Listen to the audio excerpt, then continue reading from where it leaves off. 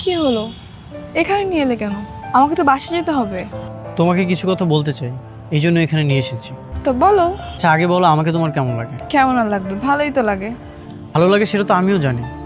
যদি বলি আমি তোমাকে ভালোবাসি, তাহলে কি তুমি আমাকে গ্রহণ করবে নাকি ফিরিয়ে দিবে? কি হলো, চুপ করে আছো কেন, বলো। মন থেকে বললে হ্যাঁ আমি গ্রহণ করবো, কিন্তু বাস্তবতা ভিন্ন। আমি তোমাকে ভালোবাসতে পারবো না। শোনো, সব বিপদ আমি দেখবো, শুধু তুমি আমার সাথে থাকলেই হবে। দেখো, তোমার বাবা কখনো আমাকে মেনে নেবে না।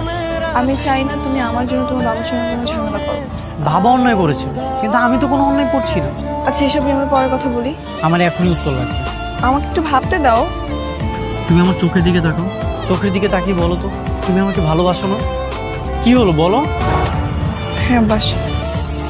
তুমি যখন তোমার মাকে নিয়ে আমার মায়ের সঙ্গে দেখা করতে আসবে, তখন তোমার আসল পরিচয়টা আমি বলবো। কি বলো?